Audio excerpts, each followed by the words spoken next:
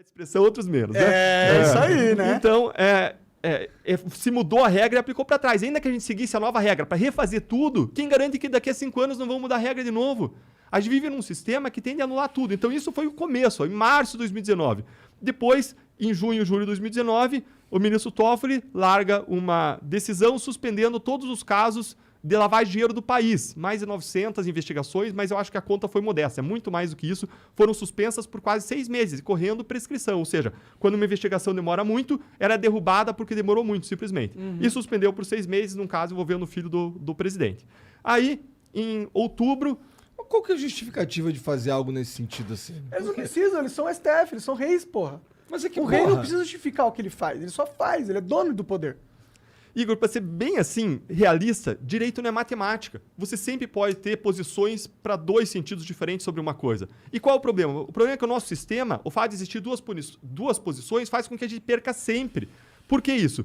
Porque o cara vai questionar qualquer caso criminal, qualquer investigação e qualquer processo em 3 instâncias. Nós somos o único lugar do mundo com 4 instâncias de julgamento. O único lugar do mundo. E, cada vez que o réu ganha, não tem recurso para o Ministério Público.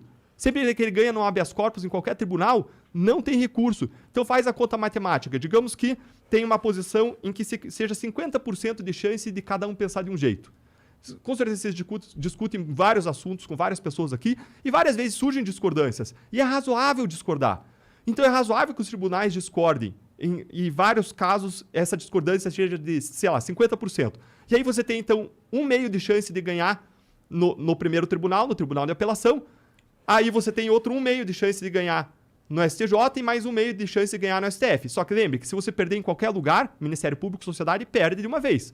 Porque você não tem recurso. Se o réu perder, ele recorre para o tribunal seguinte. Para você ganhar, você tem que ter... então, 1/2 vezes 1/2 vezes 1/2, uma questão de probabilidade. Então, você tem 1/8 de chance de ganhar. Ou seja, sempre que você tem uma questão em que os votos são divididos, as opiniões são divididas em 50% e 50%, a chance do Ministério Público ganhar o caso é de 10%. E o problema é que não tem uma questão controversa no processo. Tem várias questões controversas no processo. É só ter um bom advogado para levantar 5, 6, 7 questões controversas. Aí você faz a matemática. Qual é a chance de ganhar na primeira questão? 10%, 1/10. Qual é a chance de ganhar na segunda questão? 10%, 1/10. Qual é a chance de ganhar nas duas? Cara, praticamente nada. 1/10 vezes 1/10, 1/100. 1% de chance do Ministério Público ganhar. Então os casos são triturados. Essa é a nossa realidade. Nosso sistema é feito para não funcionar. Se a gente não mudar isso, a gente não vai acabar com a impunidade e não vai acabar com o problema da grande corrupção política brasileira. E aí, depois dessa decisão de outubro, depois dessa decisão do COAF, em que, com base numa discordância, o Toffoli ficou vencido, ele suspendeu isso por 6 meses, ele disse, não, o Ministério Público, o COAF não pode acessar informações fiscais, bancárias e mandar para o Ministério Público. Esse foi o argumento dele, tá? Contra toda a história de decisões de todos os tribunais, e ele ficou absolutamente vencido no Supremo Tribunal Federal. Tomou uma decisão totalmente fora da curva, tá? E aí você pode especular as razões, mas eu não vou especular aqui, vou deixar para o Monark, tá? E aí, em outubro, você tem uma outra decisão em que o Supremo cria outra regra e aplica para trás. E aí ele cria uma regra dizendo o réu delatado tem direito de falar depois do réu delator. O Supremo pode criar uma nova regra dessa? Pode. Mas, de novo, aplica para frente. Mas por que ele tá criando? Essa é a questão, né? Na minha opinião, assim. Por que ele tá criando esse monte de regra do nada? Claramente... Pra aplicar para trás, pra fuder com os processos. Exatamente. O STF, na minha visão, ele age como um órgão em prol da corrupção. Tá ligado? Pode não ser a intenção deles, mas o resultado é esse. Agora, eu duvido qual é a intenção deles. Eu sou cético. Eu não acho que eles são bonzinhos. Essa é a intenção que eu acho que eles têm, entendeu? Monark, esse é o ponto que você colocou. Qual o efeito dessas decisões sobre investigações e processos? E com certeza atrapalham o combate à corrupção. Mas não parou aí. Criou uma nova regra dizendo isso, aplicou para trás. Isso anulou vários casos, anulou o caso Bendini, um caso de condenação, anulou uma ação de improbidade contra uma empresa que estava pedindo coisa de 380 milhões de reais, você já tinha uma condenação a pagar, restituir para os cofres públicos 380 milhões de reais, e anulou um outro caso agora que eu não lembro exatamente o nome de quem que era o réu, mas anulou 3 casos criminais e pode anular outros, porque essa regra não existia. Não só não existia no Brasil, mas não existia em nenhum lugar do mundo, não tinha como a gente adivinhar que essa regra ia ser criada. E até o Supremo pode criar novas regras, mas a gente fere uma segurança jurídica básica. Você criar a regra e aplicar para trás. Acaba com a nossa possibilidade de ter um resultado positivo para a sociedade. Mas como se não bastasse isso, em novembro de 2019, o Supremo veio e decidiu que não podia mais prender depois do julgamento da segunda instância, depois da condenação. Só pode prender depois do julgamento nas 4 instâncias e infindáveis recursos. Gente, sendo que era o próprio sistema que tinha o próprio Supremo que tinha decidido anteriormente que era pra parar de desconsiderar, porque era antigamente assim. E ele mesmo tinha decidido que era pra parar. Aí, caralho, eu preciso que o cara volte pro jogo político aí, hein? Lula tá preso, precisava dele, porra, porque, mano, se o Lula continuar preso, o Bolsonaro vai perder. E aí, se o Bolsonaro perder, fudeu, a gente vai perder. Pode ser um cara que a gente não controle ali de novo, entendeu? Não vamos correr esse risco, a gente tem o Bolsonaro na nossa mão. O Lula, é claro, nosso amigo. Porra, vamos fazer isso, a gente só ganha. Porque sabe qual que é o problema?